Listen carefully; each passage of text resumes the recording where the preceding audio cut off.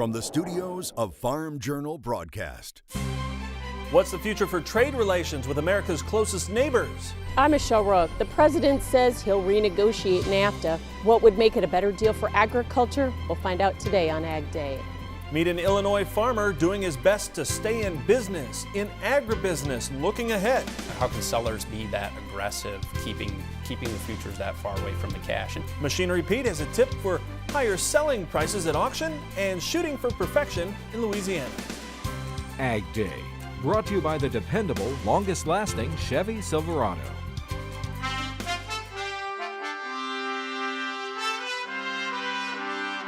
Good morning, I'm Clinton Griffiths. With the North American Free Trade Agreement still in place, Mexico continues to buy plenty of pork from the U.S. In fact, Mexico's consumption is one reason pork exports set a new high in March.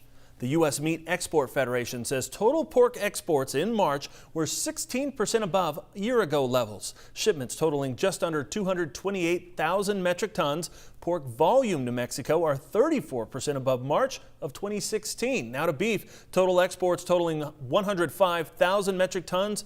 That's 18% higher than a year ago.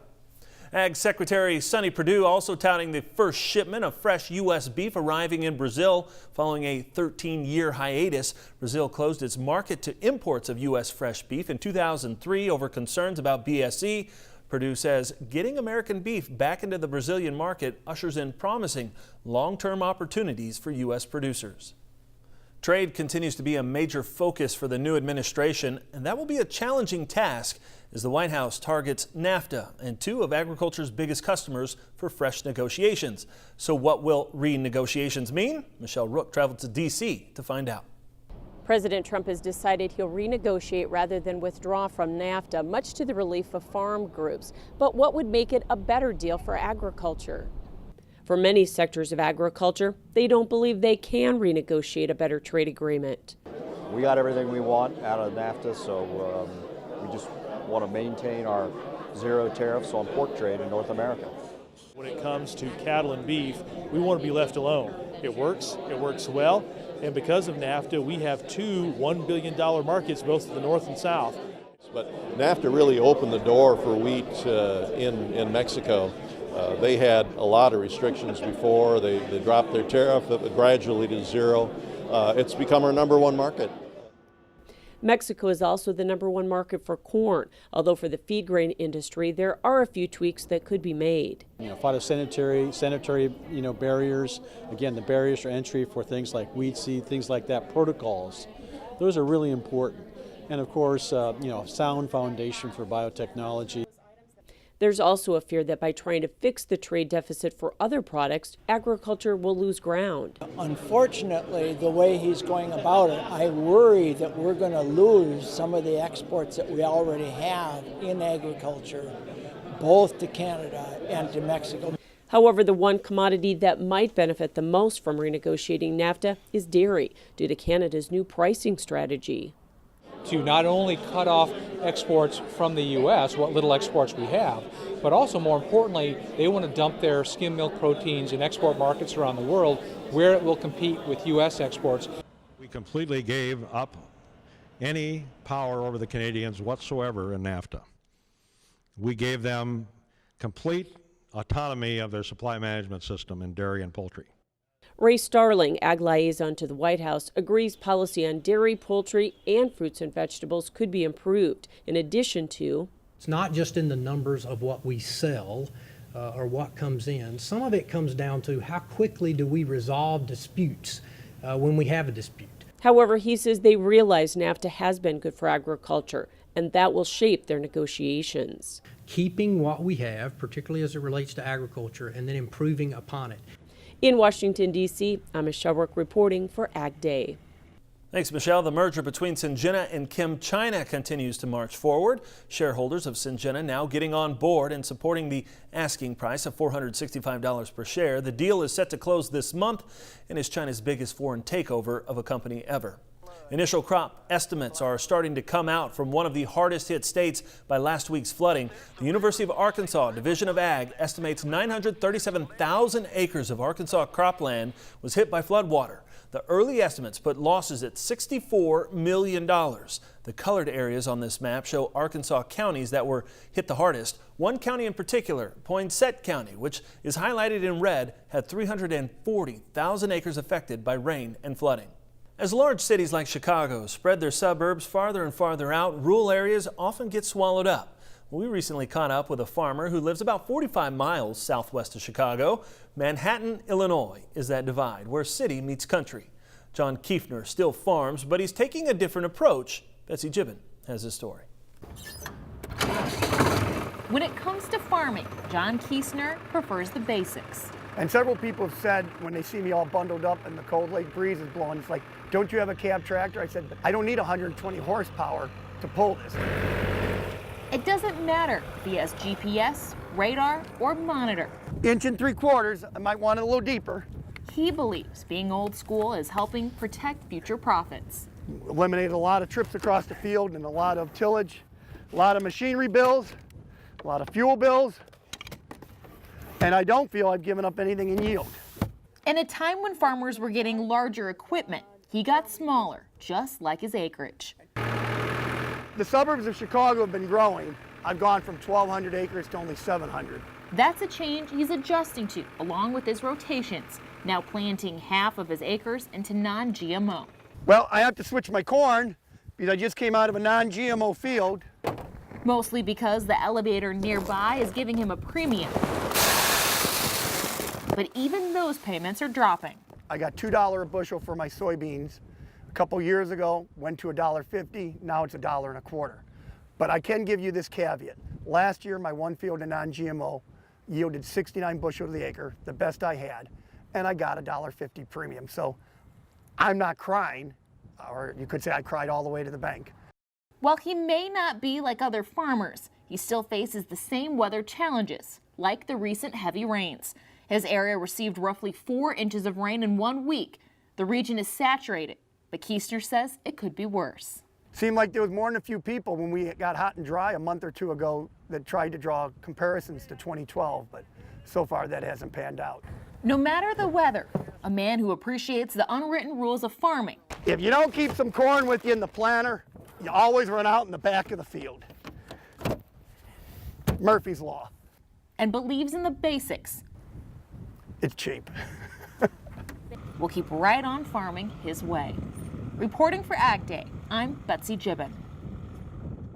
All right, thanks, Betsy. Kiefner says he's sticking with his rotations, which is heavy corn this year. Ideally, he wants to have more hay.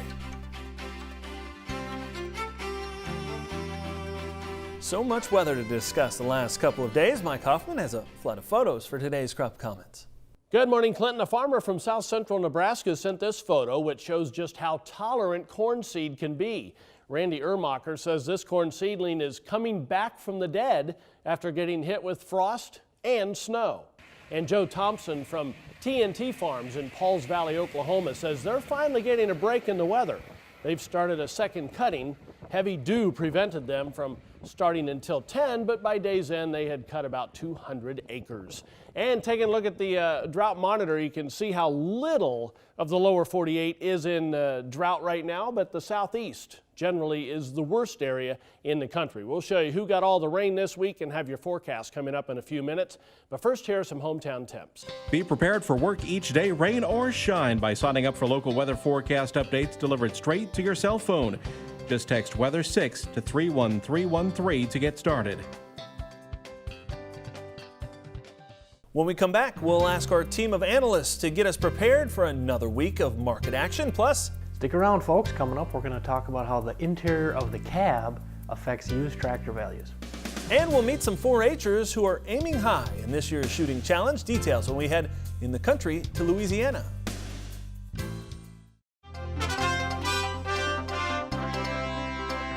Diane Morgan's filling in for me at the Agribusiness Desk this week, and she asks our team of analysts about what to expect from markets after last week's wild ride. Here now at the Agribusiness Desk with Joe Vaklovic and Craig Van Dyke. All right, when we look at the markets last week, I just look at the cattle market alone. Wide swings in this cattle market. Why did we see so much volatility last week? We've seen a lot of volatility in the cash market.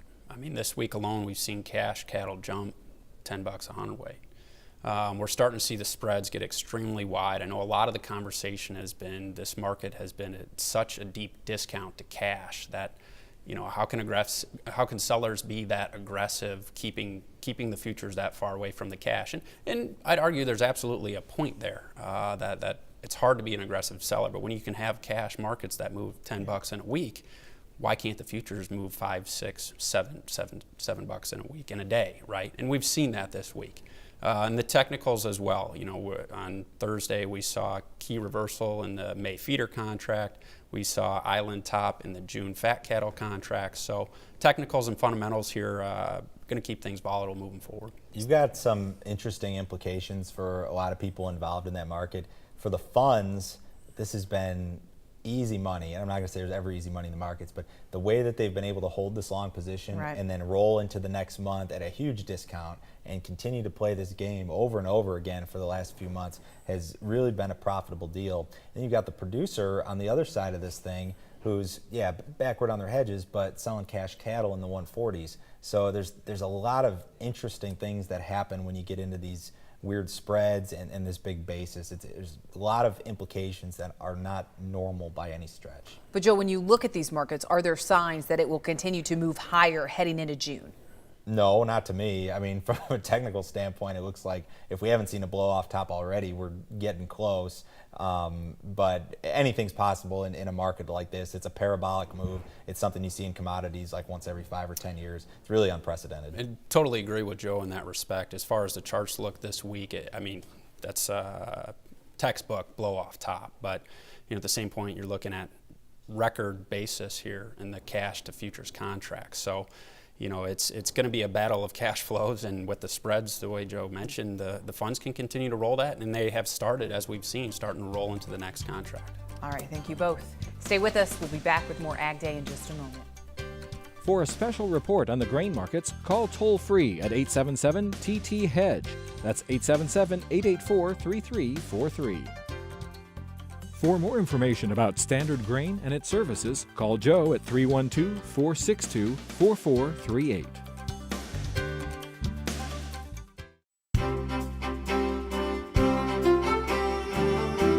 What a wet week for many parts of the Midwest and the lower Mississippi Valley. As you can see here, 2 pockets of 8 to 10 inches of rain fell, one of them in the southern portions of Louisiana, including some of the other Gulf Coast regions there.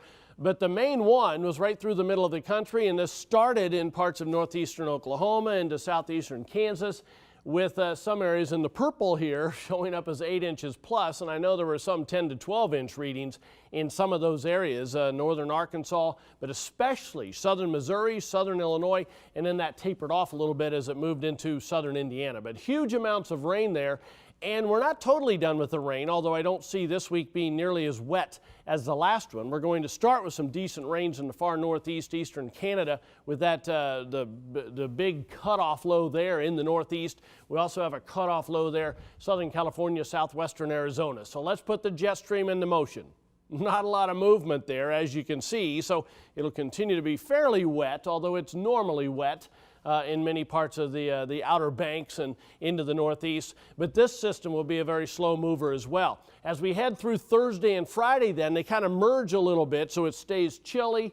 It's going to be wet at times, especially in the southern portions of the country, southeastern sections. And then we have another cutoff kind of coming into the Pacific Northwest coast. So a very strange weather pattern for this time of the year.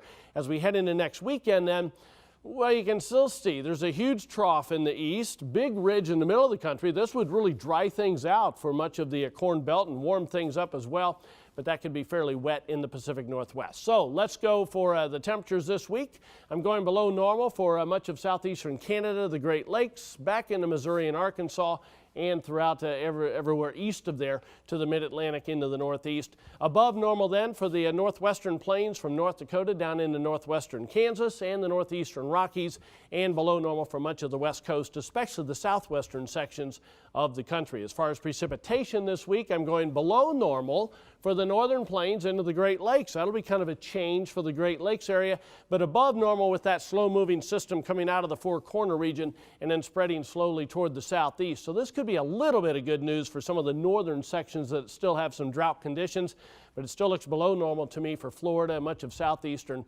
Texas, as you can see. 30-day outlook for temperatures, I'm going below normal for most of the Mississippi River Valley toward the northeast, above normal for Florida, and also above normal up and down the spine of the Rockies. As far as the 30-day outlook for precipitation, above normal in central portions of the Rockies, and then from Louisiana, Georgia, on toward the northeast, only below normal the Rio Grande Valley around the Texas area. That's a look across the country. Now let's take a look at some local forecasts. First of all, for Kingman, Arizona, cloudy and cool, a thunderstorm in spots, high of 67. Taking a look at Jamestown, North Dakota, mostly cloudy and warm, spotty shower, high of 75.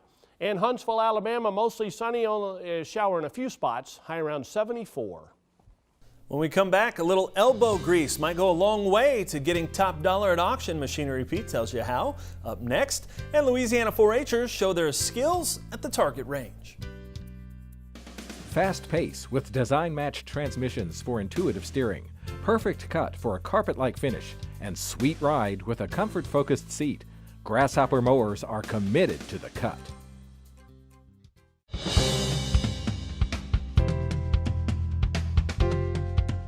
Machinery Pete always keeps a close tab on auction trends, and this morning he has a tip for folks looking to sell for top dollar. Clean up that cab. Greg? I got a great question from Nebraska last week. Someone said, hey Pete, how does the interior of a cab affect used tractor values? Well, first thing I thought of was this 2000 model John Deere 8410, 584 hours on it, that sold on a farm auction in Northwest Illinois way back on September 11th, 2010. Brought $136,000, and that was and still is the all-time record high auction price on an 8410.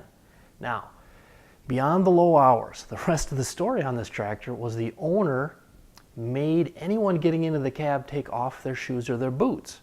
Now, we can laugh about that, but what it plays into is the fact that a clean cab does entice buyers. Now, I think of another example with a combine from this winter. This 2004 John Deere 9560 Walker combine, 2,801 engine hours on it, was traded in to our friends at Heritage Tractor out in Kansas. And they did a little video talking to the owner, in particular talking about why he used a toothbrush to clean the dash in the cab. And again, we can kind of laugh about it, but the bottom line here is that combine sold in just a few days for almost full asking price with no trade-in. All right, up next, some talented teens take aim at a national title. Details when we come back.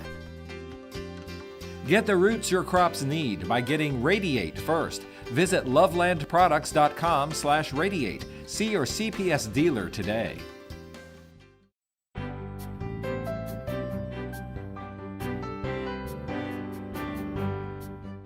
In the Country, sponsored by Kubota. See the hardest working tractors in ag at Kubota.com or visit your local Kubota dealer today.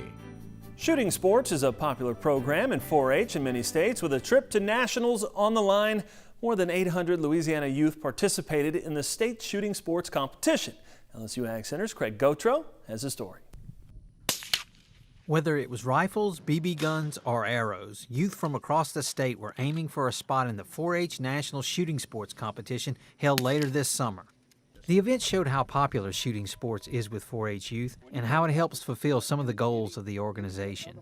It's just like livestock or any 4-H project. It's the vehicle that fosters, mastery skills, independence, belonging. I mean, who wouldn't want to come out here and not have fun? 4-H'ers competed in 6 main areas, including air-powered firearms, shotguns, rifles, and archery. Raina Valdez has competed in the BB gun division for the past 3 years and enjoys the competitive part of the program. I wanted to do archery, and I heard that they had BB shooting, and that was something new, so I decided to try it, and I got involved in it, and I really liked it. Parents and volunteers are essential to the success of the program. Parents provide the moral and financial support for their children, and volunteers serve as officials and help run the competition. Some of the key life skills instilled in 4-H are citizenship and leadership, and the 4-H shooting sports program emphasizes both. I learned a lot of leadership through this. It taught me how to help others and keep up with responsibilities. The top 4 finishers in each category are eligible to compete in the national competition. With the LSU Ag Center, this is Craig Goto reporting. Thanks, Craig. The finals will be held in the last weekend in June in Grand Island, Nebraska. That's all the time we have this morning. We're sure glad you tuned in. From all of us here at Agday, I'm Clinton Griffiths. Have a great day. Agday is powered by Ram Trucks, America's longest-lasting pickups.